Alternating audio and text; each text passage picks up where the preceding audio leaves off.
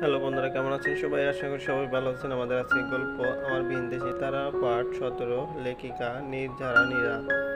গল্পটি ভালো লাগলে অবশ্যই লাইক কমেন্ট শেয়ার করবেন, আর চ্যানেলটি যদি সাবস্ক্রাইব না করে থাকেন প্লিজ সাবস্ক্রাইব করে বেল আইকনটি প্রেস করে রাখুন। অনুভূতিহীন দৃষ্টিতে লিও আমার দিকে তাকিয়ে রইল। হয়তো সে অবাক হয়েছে, অবাক হওয়ারই কথা, কেননা এদেশে নন মাহারাম কাউকে ইচ্ছেমতো স্পর্শ করার জন্য বিয়ের দরকার নেই। দুজনে রাজি থাকতে কয়েক বাচ্চার পিতামাতাও তারা হয়ে যায়। বিয়ে প্রেম না হলে কখনোই তারা করে না। বাচ্চা কাচ্চার মা হয়ে যাক, তারপরেও না। আমি একটা চোরা নিঃশ্বাস ফেললাম। লিওর মনোভাব বোঝার জন্য তাকে ডাকলাম। লিও। লিও চোখের পাতা কয়েকবার ঝাপটিয়ে জিজ্ঞেস করলো, মীরা, তুমি কি ম্যারিড? খানিকটা চমকে গেলাম। কি? নো, আমি অবিবাহিত। খুব বড় একটা নিঃশ্বাস ফেলে লিও পিছনে ফিরে গেল। ঝট করে লিও পিছনে ফিরল। হা, নাথিং, একটা ডিম্পলওয়ালা মুচকি হাসি দিল সে। ওকে মীরা, আমার বার্থডে পার্টিতে তুমি অবশ্যই আসবে। আমি?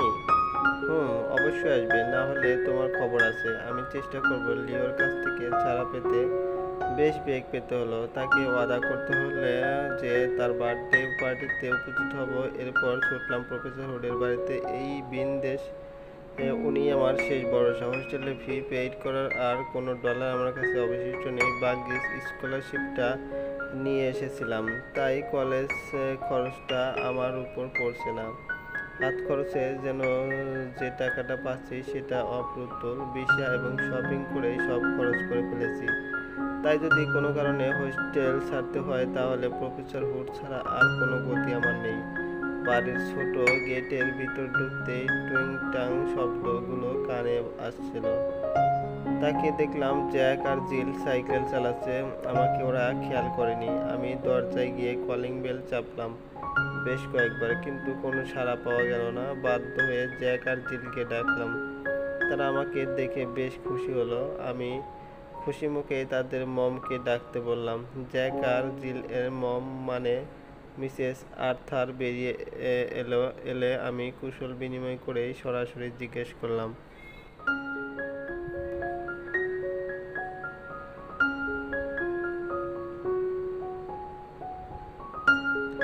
আপনি জানেন প্রফেসর হুড কোথায়? ওহ ডিয়ার, ওরা পরশুই নিউ ইয়র্কে গিয়েছে। কি? পরশু? হ্যাঁ। আবার কখন আসবে? মনসুন শেষ হলে আমার মনে হয় ফেরত আসবে। এখন কি হবে? কি হয়েছে ডিয়ার? কোনো প্রবলেম? একটু শুকনো হেসে বললাম, নাথিং। ওখান থেকে যখন বেরিয়ে আসলাম তখন দুপুর পেরিয়ে বিকেল চলে এসেছে। লাঞ্চ তখনও করিনি। চিন্তিত ভঙ্গিতে হেঁটে যাচ্ছি। যতটুকু বুঝতে পেরেছি তাতে মনে হচ্ছে বাড়িতে নিশ্চয়ই কোনো সমস্যা হয়েছে। তা না হলে মা কিংবা ছোট মামা কেউই এরকম যোগাযোগবিহীন থাকতো না। আর টাকার সমস্যাটাও থাকতো না। কিন্তু এখন টাকা কোথায় পাবো?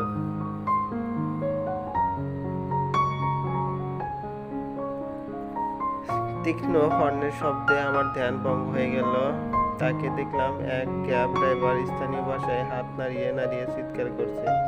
চিৎকারের ভঙ্গি বলে দিচ্ছে ড্রাইভারটা গালাগালি করছে। আর সামনে মধ্যবয়স্ক মহিলা তাড়াহুড়ো করে রাস্তায় পড়ে যাওয়া গ্রোসারিগুলো তুলছে। ভালো করে তাকিয়ে দেখলাম চারদিক বিভিন্ন জিনিস ছড়িয়ে ছিটিয়ে আছে। হয়তো বাজারের ব্যাগ ছিঁড়ে এসব হয়েছে।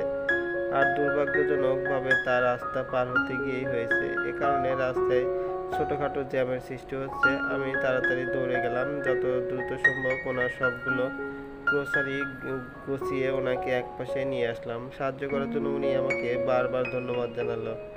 কাজ থেকে সরাসরি বাজার করে ফিরছিলেন। ঘরে বাচ্চারা অপেক্ষা করে আছে, তাই তাড়াহুড়ো করতে গিয়ে এ অবস্থা। থলেটাও যাচ্ছে তাই।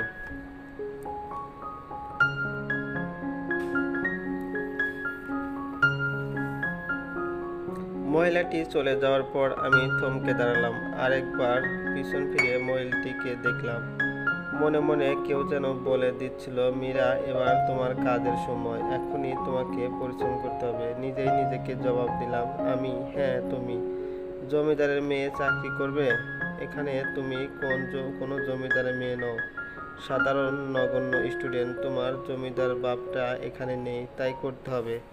অসম্ভব, আমাদের হয়ে গ্রামের হাজার লোক কাজ করে, আমার পিতার কথায় উঠবোস করে। আমি তার মেয়ে হয়ে চাকরি করব, তাহলে সে বাপের মেয়ে হয়ে থেকে যেতে। আসলে কেন সুধীরে? আমি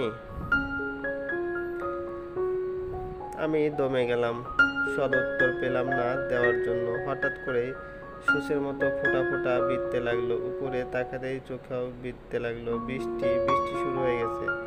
এ মুহূর্তে তাড়াতাড়ি ব্যাকপ্যাকটা মাথায় দিয়ে আশ্রয়ের আশায় কিনারে দৌড়ে দিলাম একটা কাঁচ ঘেরা দোকানের সামনে। কাঁচের দরজার সামনে ওপেন প্লেকার্ড ঝোলানো, ভিতর থেকে মানুষ বেরোচ্ছে অথবা ঢুকছে। আমি আবার সামনে তাকালাম, কাপড় চোপড় পানির বৃষ্টি থেকে রক্ষা পাইনি, তাই ঝাড়তে লাগলাম। উফ, এটা কোনো ধরনের বৃষ্টি? এ সময় নাকি মনসুন শুরু হয়ে গেছে?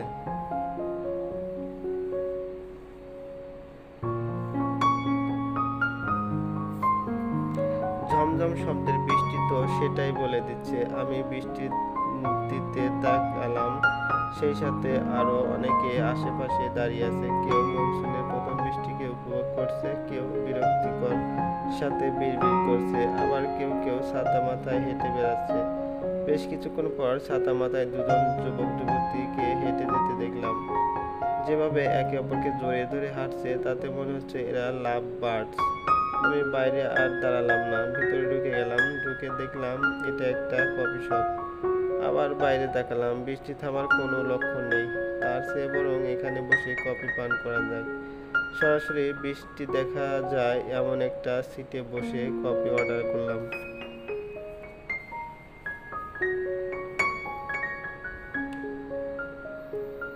পাশের সিটে এক জোড়া কাপড় বসে আছে, এক নাগারে একে অপরের দিকে তাকিয়ে প্রেম বিনিময় করছে।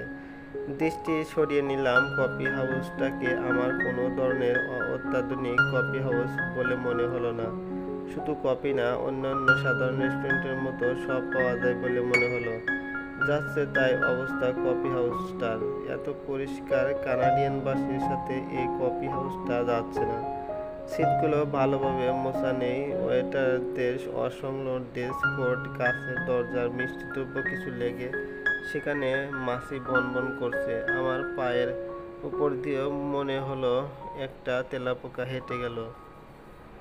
বেশ কিছুক্ষণ পর চওড়া মোটা আর জাদ্দেল ধরনের অ্যাপ্রন পরিত মহিলা বেরিয়ে এলো।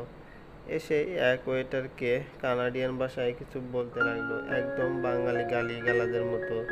আমি নির্ঘাত হলফ করে বলতে পারবো এমনিতে ওয়েটারকে গালি গালাজি করছে। সম্ভবত ম্যানেজার কিংবা মালিক হবে মহিলাটি। আমার কফি চলে এলো, চুমুক দিতেই মনটা ভরে গেল। বুঝতে পারলাম এত অব্যবস্থাপনার পরেও কিভাবে হাউসটা ঠিকই আছে। বেশ আয়েশ করে কফি খেলাম, ততক্ষণে বৃষ্টি থেমে গেছে, তবে রেস্টটা রয়ে গেছে। শস্য বাতাস বইছে, রেইন টি গাছগুলো থেকে টপ টপ শব্দ পানি ঝরছে, জানান দিছে মনসুনের প্রথম বৃষ্টি কিন্তু শেষ নয়। আমি বেরিয়ে আসতে যাব, তখনই একটা লিফলেট এর মতো ছোট পোস্টারে দেখে চোখ আটকে গেল। কাছের দরজার এক কোণে লাগানো, সহজেই যে কারো চোখ পড়বে।